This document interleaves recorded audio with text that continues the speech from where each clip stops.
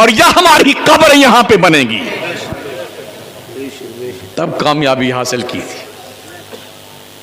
तो मेरे आका के प्यारे दीवानों, ये मदरसे जो है ना, मदरसे, यहां बच्चों, ढंग के बच्चों को भेजिए पढ़ने के लिए। लोग कहते रहे यार वो पहले जैसे मौलाना नहीं पैदा होते, तो पहले जैसा बच्चा भी आप देते मदरसे को।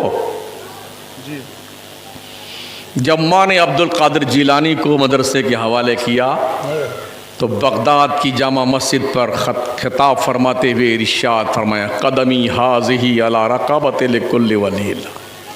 जब मां ने मखदूम सिमना को मदरसे के हवाले किया तो सिमना के तख्त व ताज को लात मार के सहरा नवर्दी करता हुआ हिंदुस्तान की उलझी हुई जुल्फों को संवारने आया। जब मां ने मोइनुद्दीन संजरी को मदरसे के हवाले किया तो अताए रसूल बनकर के भारत की सरजमीन पे तशरीफ लाया।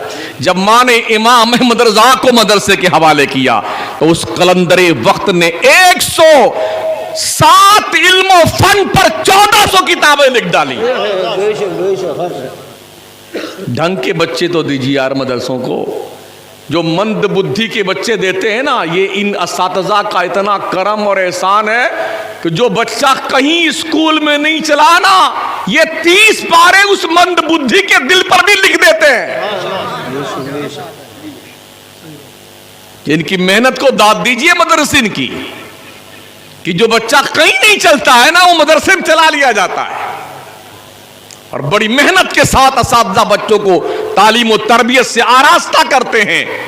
और याद रखें साथियों, मदरसों के बच्चों को आप भले ही कैसा भी कुछ भी समझें, मगर जो इनके रुतबे हैं ना, किसी का बाप भी इनके रुतबे की दूर की बात, इनके कदमों की धूल तक नहीं पहुंच सकता है।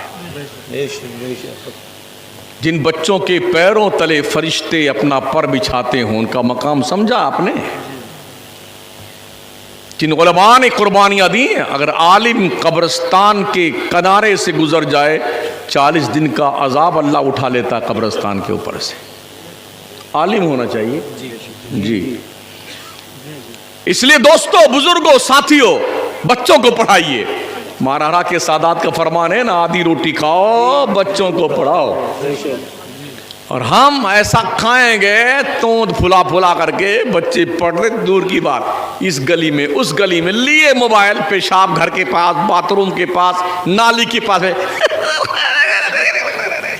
करते रहते रात भर बैठे, करते ना ऐसे ही। जहां आदमी खड़ा नहीं रह सकता है, वो बेटे वहीं बैठ के खाते भी हैं, पान पूंछते रहते हैं, सिगरेटें पीते रहते हैं, नाक बदबू से भर जाए, लेकिन फिर भी उन्हें कोई होश नहीं रहता है। पूरी पूरी रात जब दुनिया की कौमें सुबह वर्जिश करके, पहलवानी करके लौटती हैं, तो हमारा मुसलमान कव्वाली और गाना सुन के लौट रहा होता है। रातों में हम भी निकलते हैं, तकरीर करके आ रहे होते हैं, सैकड़ों बच्चे रोड पर दौड़ रहे होते हैं, 3 बजे रात में, 4 बजे रात में वर्जिश कर रहे होते हैं। उन्हें फौज में भर्ती होना है, पुलिस में भर्ती होना, और हमारे बच्चे 9 बजे तक सो के उठेंगे। माँ बाप भी, अरे मेरा गुड्डू जो है देर रात में तशरीफ लाया है, तो कैसे जगाऊं, अभी डिस्टर्ब हो जाएगा। अच्छा, तेरे घर में आग लग जाए, खुदा ना करे, तो फिर भी तू कहेगा ही, अरे मैं कैसे जगाऊं अपने बच्चे को, अभी जल्दी तो सोया है। मगर ऐसा जगाएगा, लात मार, कभी जल्दी उठ, अरे आग लग गई घर में। दुनिया की आग लग जाए घर में तो जलने का इतना डर है कि मार मार के औलाद को जगाते हो। जहन्नम की आग जिस बच्चे को जलाने वाली है नमाज ना पढ़ने की बुनियाद पर, क्या उस बच्चे को फजर के लिए नहीं जगाते हो तुम? क्या ये एहसास है? हमें तालीम हासिल कीजिए। तालीम, हमारे पास तालीम नहीं है। 20 साल मुसलमान सिर्फ चारों तरफ से मुंह मोड़ के इल्म हासिल करना शुरू कर दे, इस देश के हुकूमत की बागडोर तुम्हारे हाथ में होगी। ये ऐसे ही कोई लहर नहीं आई थी जो ये कहर बपा हमारे मुल्क पर है। 80 साल का मैक्सिमम वर्क है लोगों का, बड़ी मेहनत किया है लोगों ने, पढ़ा है, पढ़ाया है, और आज चौकीदार से लेकर के सदर जमहूरिया की कुर्सी तक वही विराजमान है। तालीम का एक मकाम है साथियों, हम पढ़ते नहीं हैं। नौजवान बच्चे हमारे 12वीं तक पहुंचते पहुंचते 14% ड्रॉप आउट हो जाते हैं। बाई ग्रेस पास हो गए हैं तो धंधा वंदा करेंगे, चलकर कोई कहीं दुकान में होटल में जाके प्लेट वलेट साफ करेंगे, कहीं जाकर के किसी के यहाँ बटन वटन काटेंगे, मुंबई में कमाएंगे। भरा पड़ा हुआ है मुल्क, बड़ा बड़ा शहर है। लड़कियों को पढ़ाते हैं ज़्यादा, लड़कियां पढ़ रही पंचगनी में, लड़कियां पढ़ रही हैं दिल्ली में JNU में। अभी देखा नहीं था कोई 6 साल पहले जो है जामिया मिल्लिया और JNU के बच्चे और बच्चियां धरना प्रदर्शन पे बैठे थे कि हमें समलैंगिक की इजाज़त दी जाए। मतलब ये कि लड़का लड़के से शादी कर ले, लड़की लड़की से शादी कर ले। तो हमारे उच्च न्यायालय ने फैसला दिया कि जी ऐसा कर सकते हैं। तो मैंने कहा था जो जज ने फैसले दिए हैं पहले उन जजों को आपस में ही शादियां कर लेनी चाहिए बेटों। यानी अकल माऊफ हो गई। इतनी उच्च पोस्ट पर कैसे गधे लोग बैठ जाते हैं। मर्द मर्द से शादी कर ले, अजीब लॉजिक है यार। तो क्या घास हिला है तुमने? औरत औरत से शादी कर ले। मर्द औरत की पैदाइश का मेन मकसद क्या है? तवालुद व तनासुल, नस्ल की अफजाइश, बच्चों को पैदा करना। मेरे आका फरमाते तज़व्वजुल वदूदल वलूद फ़इन्नी मुकासिरुम बिकुमुल उमम। शादी ऐसी औरत से करो जिसके ज्यादा बच्चे पैदा होते हो, इसलिए कि कसरत उम्मत पर मैं फख्र करूंगा हश्र के मैदान में। मगर आज हाल क्या है? दीवारों पे नारे लिखे हैं, पहला बच्चा अभी नहीं, दूसरा जल्दी नहीं, तीसरा कभी नहीं। दूसरा बच्चा कब? पहला पढ़ने जाए तब। परिवार नियोजन, भरपेट भोजन। यार हम उस तहरीर को पढ़ते ही नहीं, इसलिए कि हमारे नबी ने फरमाया कल हश्र के मैदान में सारे नबियों के उम्मतों की कतार लगाई जाएगी। 120 कतारें, लाइन होगी सारे नबियों के उम्मत की। आका फरमाते हैं उनमें से 80 लाइन सिर्फ मेरी उम्मत की होगी। तो हम तो इस 80 को पूरा करने में लगे हुए हैं, 80 को पूरा करने में लगे हुए हैं। हमारे देश के बड़े सारे लोग परेशान, अरे मुसलमानों के बहुत बच्चे पैदा होते, बहुत पैदा होते। तो हम क्या करें भाई साहब? हमने कई जलसों में कहा लोगों से, एक नुस्खा हमारे पास है, उस पर आप अमल कर लीजिए, हमारे बच्चे कम पैदा होंगे। तो जब लोगों ने पूछा तो मैंने बताया ऐसा है, हमारे मुसलमानों को हमारी आबादी के हिसाब से सरकारी नौकरी दे दीजिए। सुबह जाएंगे काम करने के लिए, दिन भर मजदूरी करेंगे, मेहनत करेंगे, काम करेंगे, थके हारे, शाम को आएंगे, खाना खाएंगे, चुपचाप सो जाएंगे। अगर नौकरी नहीं दी तो ये रही हमारी फैक्ट्री, ये हमारा रहा मॉडल। इतने पैदा कर देंगे, इतने कि पता नहीं चलेगा कहां गए तुम। बड़े दुखी बेटे, हम दो हमारे दो, और हम दो हमारे 25।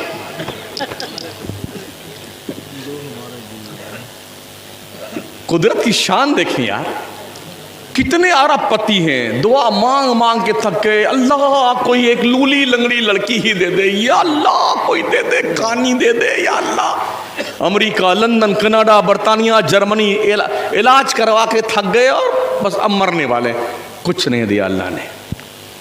और यहाँ घर नहीं है, चड्डी है तो बनियान नहीं, बनियान है तो चड्डी नहीं।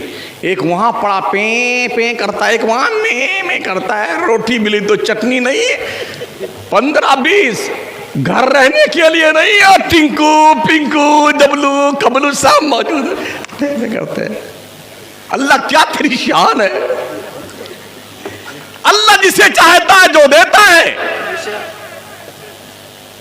लोग कर रहे हैं, अगर किसी के यहाँ बच्चे अच्छे नहीं पैदा होते हैं, साल भर शादी को हो गए, अच्छा ये भी कमाल की बात है, लड़का कैसा भी हो, आड़ा तेरा काना कूना ना, लेकिन वो फरमाइश करती ऐसी ऐसी दुल्हन ढूंढना अम्मी जैसे ट्यूबलाइट है। हमने जनाब कौवा महोदय अपने रुखे ज़ेबा को ही आईने में देख लीजिए, हाँ खुद देखने के लायक नहीं, दुल्हन ऐसी हो जैसे ट्यूबलाइट जल रही है। प्यारे आका के प्यारे दीवानों, कभी कभी ऐसा हो भी जाता है, शादी हो गई तो अब मान लो अगर साल भर बच्चे नहीं हुए तो पूरे मोहल्ले की औरतें अल्लाह तौबा जाने किसमें कमी है, अल्लाह तेरी तौबा किसमें, बेचारा लग गया लाइन में, ये डॉक्टर वो डॉक्टर वो डॉक्टर वो कुछ है नहीं। तो किसी ने सुझाव दिया बाबा के पास जाइए, तो वो गए, बाबा हाँ हाँ बिल्कुल, कहा बाबा क्या लगेगा, का शेर के सीने की हड्डी, बंदर की मूंछ, भालू का नाखून। कहा बाबा कहाँ मिलेगा, कहा सब मिलता है, पैसा बता पैसा दीजिए, कितना का 10,000 लिया। क्या करना बाबा, नौचंदी जुमेरात को आना, एक जिंदा मछली लेके आना, आधा मीटर कपड़ा लेके आना, धागा काला काला लेके आना। अब गया बेचारा लेकर के सब सामान, तो उस मछली के मुंह में लकीर वकीर खींच के डाल दिया, ताबीज़ का बंद किया, कहा जाइए 12 बजे रात के बाद में पुराने कब्रिस्तान में पुरानी कब्र को एक हाथ खोदना, उसी में दफन करना, बिल्कुल पीछे मुड़ के, उसका बाप नहीं देखेगा पीछे मुड़ के, इतना बॉन्ड कर दिया जाता उसे। अब इंतजार कर रहा, अब ठीक हो मामला, अब ठीक हो, क्या खाक ठीक होगा है? अगर दुआ तावीज़ से काम बनता तो मौलवी पागल है, बाबा तुम्हारा बनाएगा, कमरा बंद करके रोज अपना ही बनाएगा, है कि नहीं सर? तावीज़ों से अगर रुपए पैसे आते, धंधा पानी चलता, तो हम क्यों आपकी तावीज़ बनाएंगे यार, अपनी बनाएंगे। ये सब बेवकूफी की बातें हैं। अल्लाह जो देता है वही लेता है बंदा, हाँ ये बात दिमाग से निकाल दीजिए। तो मैं अर्ज कर रहा साथियों, अगर कैसे कैसे कुछ उम्मीद बंधी ना, तो अब पूरा घर दुआ मांगेगा, या अल्लाह लड़का होना चाहिए, या अल्लाह लड़का होना चाहिए। जैसे उम्मीद लगी ना कि कुछ है अंदर, तो या अल्लाह लड़का होना चाहिए, या अल्लाह लड़का होना चाहिए। तो लड़की ने तो ये खबर खो दी है, लड़की क्यों नहीं होना चाहिए? अगर किसी क्या मान लीजिए 3-4 लड़कियां एक साथ हो गई, तो भी उस औरत का जीना दुश्वार, पूरे महल्ले के कान नकटी आ गई कमीनी, अरे सिर्फ लड़की ही पैदा कर दी। अरे कोई लड़की लड़का पैदा कोई इंसान का काम है यार? और रब से पूछो, अल्लाह फरमाता है यह बोले मैं यशाउ इनासा व यह बोले मैं यशाउ ज़ुकूर औ युज़व्विजुहुम ज़ुकराना व इनासा व यजलु मैं यशाउ अक़ीमा। अल्लाह जिसे चाहता लड़का देता है, अल्लाह जिसे चाहता लड़की देता है, जिसे चाहता दोनों देता है, जिसे चाहता बांझ कर देता है। तो इसमें लड़की का कसूर क्या है भाई साहब? बीज तो आपने डाले हैं। हाँ, पूरी पूरी महल्ले की रिश्तेदार की औरतें उस लड़की का जीना दुश्वार कर दी जिसके 4-5 बच्चियां पैदा हो जाए, कि सिर्फ लड़की पैदा करती है। ये जुल्म हमारे मुआशरे में हो रहा है, ये जंगलीपन हमारे मुआशरे में है, ये बेहयाई हमारे मुआशरे में है। तो दरअसल जैसे भी हजरत फरमा रहे थे ना, शादी के हवाले से कुछ बात कर रहे थे, हमारे यहाँ इमाम आज़म अबू हनीफा का मसला है कफ़ात का, कुफू देखा जाए। कोई बढ़िया पढ़ा लिखा लड़का हो तो घसियारन से उसकी शादी मत कर देना, और कोई लड़की पढ़ी लिखी ज़्यादा हो तो भैंस चराने वाले चरवाहे से शादी मत कर देना, थोड़ा मेयार देख लेना। जी जी बेशक बेशक। हाँ, और एकदम बुझाइता कोई लड़का हो तो ऐसी लड़की मत ले आना, ट्यूबलाइट की तरह, मामला बैठेगा नहीं, थोड़ा मेयार देख लेना। वो चिरकिन का नाम सुना आपने? शायद लोग ज़्यादा जानते होंगे, बहुत काला कलूटा था। उसकी बेगम, कभी कभी ऐसा जोड़ा भिड़ जाता है, कुदरत से। हाँ, बेगम तो ऐसे ट्यूबलाइट की तरह थी उसकी, और खुद थे हमारी टोपी की तरह। तो अच्छा, शायरों का मिजाज होता है वो, हरदम सोचते रहते हैं। तखय्युल, कायनात का मुताला, तलाशी अल्फाज, ये शायरी के 3 बुनियादी उसूल हैं। ये हरदम सोचते रहते हैं, सोचते ये बन गया तो अब ये बन गया, इसका काफिया बैठता कि नहीं बैठता है, इसका जो है हरफ रबी इसमें कहाँ है, सकता कहाँ है, ज़ुहाब कहाँ वाक़ हो रहा, ये ढूंढता रहता है उसी में। संडास में बैठता है तो जो 5-10 मिनट का टाइम है, आधा घंटा में उसी में बैठा रहता है, सोचते रहता है बेटा। हाँ, देखा है इसलिए बता रहा हूँ। तो हालात ये है, बड़ा खूबसूरत मिजाज था उस शायरी का उसका। तो एक मिसरा बनाया उसने, जाग की चोंच में अंगूर खुदा की कुदरत। हाँ, सुबह से शाम हो गई, दूसरा वाला नहीं बैठ रहा था। घर आए, खाना वाना ला के बेगम ने पेश किया, मगर मुंह लटकाए बैठे हुए थे। अरे शौहरे नामदार, खाते क्यों नहीं? अरे बेगम, एक मिसरा बना है, दूसरा बैठ नहीं रहा है। कहा क्या बनाया? कहा जाक की चोंच में अंगूर खुदा की कुदरत। कहा अच्छा अच्छा, खाना वाना तो खा लीजिए पहले, बताता ही भैया। कहा नहीं नहीं, जब तक बनेगा नहीं खाना नहीं खाऊंगा। तो ठीक है, वो बैठ गई वहीं पे पालती मार करके। कहा आइए जरा अपने सर अक़दस को हमारे रान शरीफ पे रखिए। तो आकर के सर टिका दिया बेगम के रान पे। कहा अब फरमाइए आपने क्या मिसरा पढ़ा? कहा जाक की चोंच में अंगूर खुदा की कुदरत। कहा बन गया। कहा बेगम जल्दी बताइए, जल्दी बताइए। कहा हूर की गोद में लंगूर खुदा की कुदरत।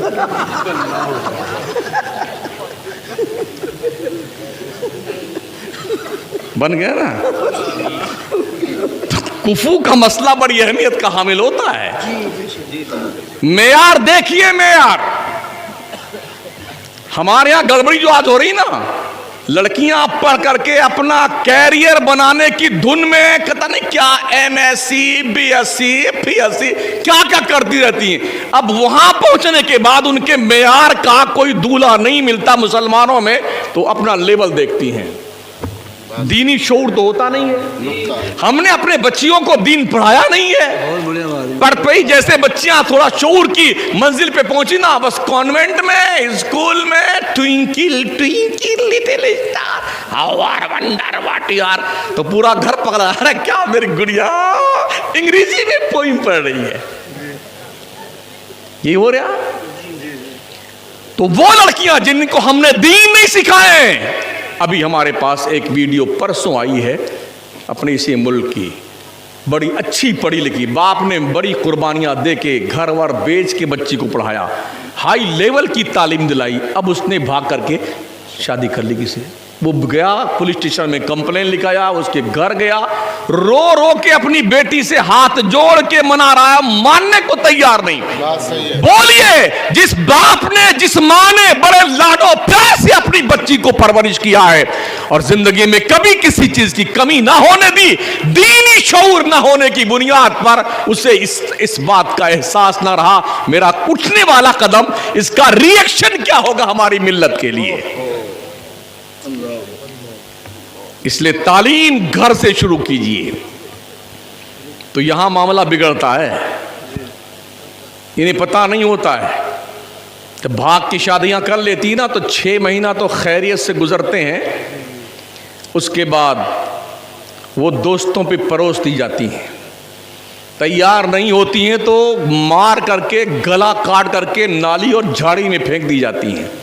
इस पे भी बस नहीं चलता है तो बॉम्बे के कोठों पे बेच दी जाती हैं। एक दोस्त ने रिपोर्ट दुबई पिक पेश की है, लड़कियों को यहां से उठा करके शादी किया और जब देखा कि ये सारे झांसे में नहीं फंस रही तो दुबई की मार्केट में बेच दिया, जहां हजारों बच्चियां मुसलमानों की इसी झांसे का शिकार हुई, गैरों के साथ भाग की शादियां की, अब वापस पलट के अपने मुआशरे में नहीं आ सकती हैं। जिल्लत की जिंदगी हजारों बच्चियां दुबई में गुजार रही हैं। यहां पर हम कैसे बंद बांध सकते हैं? कोई लाहे अमल हमारे पास है? एक ही तरीका है, हम अपने घरों से इस्लामी तालीम की शुरुआत करें। मां की गोद पहली तरबियत गाह है, पहली यूनिवर्सिटी है। मां अगर परहेजगार होगी तो बेटी भी नेकूकार होगी। माँ परहेजगार होगी तो बच्चा भी परहेजगार होगा। माँ अगर गाना सुनने की, पिक्चर देखने की, बेहूदगी की तस्वीरें देखने की, उड़िया तस्वीरें देखने की आदी होगी तो माँ के पेट में परवान चढ़ने वाले बच्चे नचनिए और गवैये ही पैदा होंगे। इसलिए अपने घरों में 2-3 टूटियां लगा के रखो वजू करने के लिए। एक कमरे में 10-5 मुसल्ला रख दो नमाज पढ़ने के लिए। हर मुसलमान अपने घर में एक मिनी लाइब्रेरी बनाए।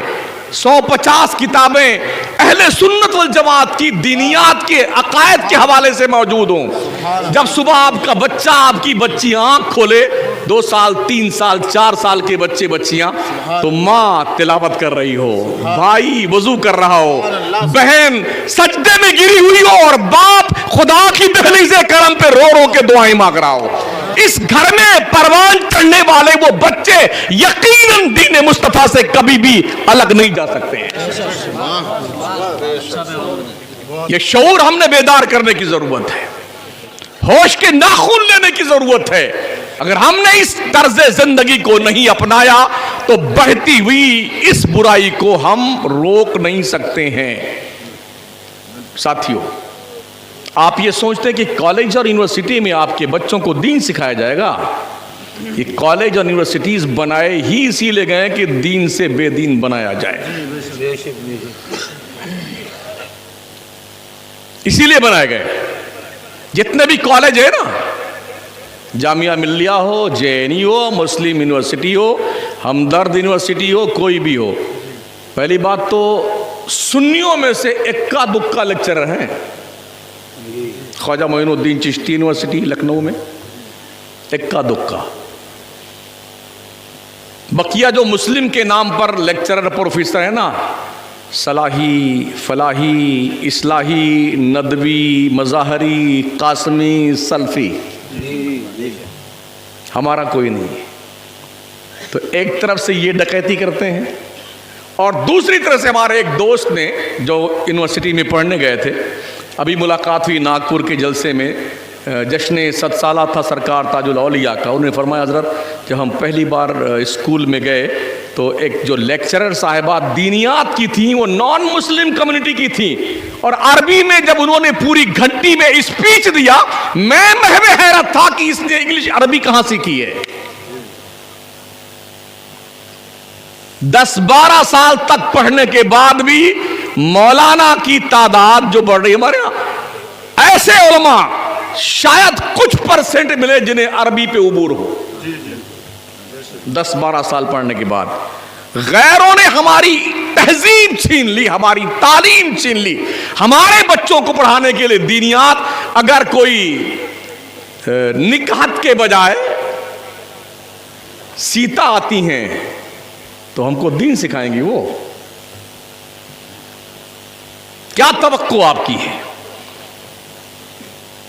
एक और देखा मैंने मामला, जो हमारे छोटे बच्चे हैं, वैसे भी लोग अभी 3 साल तो छोड़िए, 2 साल में लेके पहुंच जाते हैं स्कूल में दाखिला करवाने के। लोग स्कूल खोल के बैठे हैं। अगर तुम्हारा बच्चा पैदा हो फौरन डाल के आओ ना, उन्हें पैसा चाहिए। 2-4 औरतें और रख लेंगे दूध पिलाने के लिए, मुंह धुलाने के लिए, नाक पोंछने के लिए। उनको क्या करना, उन्हें पैसा चाहिए, उनको लेके डाल के आगे बैठे। इतना बड़ा बोझ है बस्ते का उसके पास में, वो चल नहीं सकता लेकर के उसे। पूरी गाड़ी में, वैन में सोता हुआ जाता है। जब तक स्कूल में रहेगा टेबल बैठा सोता रहेगा। इसीलिए स्कूलों ने अपना एक ट्रेंड बदला हुआ है, खेल खेल करके बच्चों को सिखाया जाए। तो उन्हें बाज़ाब्ता तौर पे स्कूलों में अलग अलग सिस्टम से कोई खेलने के सामान रखाए गए हैं, तो दौड़ा करके, हंसा करके उन्हें इस तरह से सिखाया जाता है। 3 साल, 2.5 साल की उम्र में बच्चों को हम छोड़ के आ जाते हैं। जो ईसाई मिशनरी के लोग हैं, काम करने वाले, उनकी सोच देखिए। उन्होंने अपने बंदे सेट कर रखे ऊपर छत पर, बच्चों से पूछते हैं, जो नन्हे नन्हे बच्चे होते हैं 3-3, 4-4 साल के, बेटे तुम्हारी चॉइस की चॉकलेट कौन सी है? तो बच्चे जब चॉकलेट का नाम लेते हैं तो कहते अच्छा आंखें बंद करो बच्चों, जीसस को याद कीजिए, ईसा मसीह का नाम लीजिए। आंखें बंद कर, जैसे वो नाम लेते ना तो उधर से वो चॉकलेट गिराता है बंदा, आंखें खोलिए। जब बच्चे आंख खोलते, हाँ हमारी चॉइस की चॉकलेट मिल गई। दिल पर बदअकीदगी का पहला धब्बा यूं डाला जाता है। ये तरीका चल रहा है। मैं कोई ऐसी लॉजिक नहीं पेश करता जो बाउंसर जाए। मैं पढ़ता भी हूं और देखता भी हूं, रास्ता चलता रहता हूं, तकरीर बनाता रहता हूं, हाँ, ताकि थोड़ा मैच खा जाए। हफ्ता भर सोचता हूं, देखता हूं, सुनता हूं, और जुमा का दिन आता है तो कुरान और अहादीस की फहरिस्त लेकर के उसी के तनाजुर में ये वाक़यात सेट कर लेते हैं। हिंदुस्तान की मसाजिद में तन्हा मैं एक मौलवी हूं जो 1 घंटा तकरीर जुमा को करता हूं मैं। कभी 55 मिनट, कभी 60 मिनट, कभी इससे ज़्यादा भी आती है। 1 घंटा, इसलिए कि हफ्ते में एक दिन ऐसा आता है जब हमारी कौम बिल्कुल साफ सुथरी नहा धो के खुशबू वशबू लगा करके एक सुई के साथ अल्लाह की दहलीज़ करब पे आती है, बड़े गौर से सुनती है, बैठती है। ऐसे मौके पर एक जिम्मेदार आलिम, एक बेहतरीन माइंडेड मुस्ले और आलिम और इमाम की जिम्मेदारी ये बनती है कि उस दिन का भरपूर फायदा उठा करके हुस्ने तरतीब के साथ में ऐसी बातें अपनी कौम के जहन पर रख दी जाएं, एहसास तो करे बंदा। मगर होता यह है 20, 25 या 15 मिनट की तकरीरें लोग करते हैं। हम बम्बई जैसे शहर में भी रहे हुए, वहां भी देखा हमने, तो हर महीने में वो सेट करते हैं माइंड, और 4 बुजुर्गों का उर्स आ गया इस महीने में, तो पहला जुमा इस बुजुर्ग का, दूसरा उस बुजुर्ग का, तीसरा उस बुजुर्ग का, चौथा उस बुजुर्ग का। चलो छुट्टी हो गई 4 जुम्मा की। तो फिर ये बेचारे क्या करें जो आए बेटे के लिए। अल्लाह ने हमें दीन की तबलीग के लिए पैदा किया है, पीर की तबलीग के लिए नहीं पैदा किया है। बड़ा अलमिया है। पीर कुर्सी पे बैठा रहता है पूरी रात। हमारे मौलाना हजरत शायर लोग, जिसको गौसे पाक को देखना, हजरत को देखे, हजरत अली को देखना, हजरत को देखे, हजरत को देखे, अरे तेरी जबान को ताले लग जाएं। ये जबान खुदा की तारीफ और तौसीफ में लगा, नबी की नात पढ़ने में लगा। ये जिंदा आदमी मुर्दा मूर्ति बन के बैठा हुआ जिसकी तारीफ और तौसीफ के कसीदे के पुल बांध रहे हो। कितना नफ्स मोटा हो गया इंसान का, कितना नफ्स मोटा हो गया है। बड़ा खुश होता है कि हमारी तारीफ की जा रही है। कोई भी नात खान नबी की नात पढ़ता हो बेटा 1 रुपया नहीं देगा कोई। और जैसे पीर की मनकबत का पहला मिसरा पड़ा, वाह जिंदाबाद जिंदाबाद, ले ले ले ले नो पे रे पे गड्डी की गड्डी।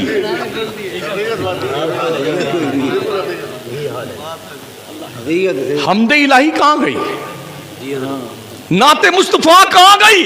क्या तुमने अपने पीर की मनकबत को प्यारे मुस्तफा की नात से बड़ा समझा है? तो अपने ईमान का सर्वे कर लो, ईमान का सर्वे कर लो। तो अपनी बच्चों और बच्चियों को तालीम ढंग की दीजिए, कॉलेज के भरोसे मत रहिए। कॉलेज से आपका बच्चा दीन सीख कर नहीं आएगा। मदरसे एक बहुत बड़ा कांटा है दुनिया की निगाह में। यही वजह है रात दिन इनकी जांच प्रक्रिया चलती रहती है। कभी मुदर्रिस के कागजात जाते जाते हैं, कभी किसके, कभी जमीन मदरसे की है कि नहीं, कितने सारे रोडों पे बड़े भोंगे लगे हुए हैं इनके, उसकी कोई जांच नहीं होती है। इन्हें पता है और दुनिया को पता है, मुस्लिम कौम के लोगों को दीन की अकीदे की स्पिरिट इन मदरसों दी जाती है। ये मदरसे जिंदा है तो मस्जिदें जिंदा हैं, मदरसे हैं तो कलमे का नूर जिंदा है, मदरसे हैं तो हमारे पेशानियों में सजदों का वकार जिंदा है, मदरसे हैं तो दिल में के अंदर ईमान की रोशनी जिंदा है, मदरसे हैं तो मस्जिदों के मीनारों से अजान की आवाजें आ रही। मदरसे जिस दिन बंद हो गए मुसलमानों तुम्हारा सफाया होकर रह जाएगा। जिन मुल्कों से मदरसे बंद किए गए उन मुल्कों में आज मुसलमान पहचाना नहीं जाता है। ब्रिटेन में कोई एक भी मदरसा नहीं है और ऐसी पाबंदी आयद है कि कोई मुसलमान कुरान नहीं पढ़ सकता है, मजहबी किताब नहीं पढ़ सकता है, तो दिन कहां से सीखोगे? दुनिया के नक्शे पे तन्हा मुल्क है ब्रिटेन, जहां पर सब के सब नास्तिक हो गए, अधर्मी हो गए, खुदा को मानने का इनकार कर दिया। हम सब पूरे मुल्क के लोग खुदा को मानते नहीं। क्या हमारे पास लाए अमल है वहां के मुसलमानों को बचाने के लिए? जो बॉर्डर के इलाके हमारे मुल्क के हैं, हिंदुस्तान के, यहां कादियानियत बढ़ रही है। हम यहां जूते में दाल बांट रहे हैं। इस मौलवी को निकालो, इस मौलाना को निकालो, इसको सरकाओ, अपने मिजाज का लेके आओ, इस मदरसे को बंद करवाओ। हम इस काम में लगे हुए हैं और बॉर्डर का एरिया कादियानियों ने छीन लिया हमसे। हमारा सुन्नी मुसलमान जो है अब आज की तारीख में कादियानी बन चुका है। कौन बचाएगा उन्हें?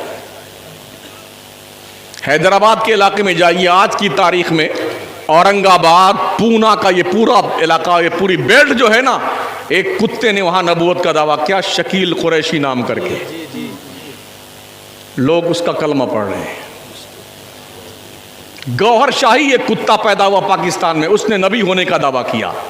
हमारे नबी के गैब पर कुर्बान जाइए। मेरे आका ने फरमाया था क़यामत तक बड़े के दज्जाल के अलावा 30 छोटे दज्जाल पैदा होंगे और हर दज्जाल नबूवत का दावा करेगा।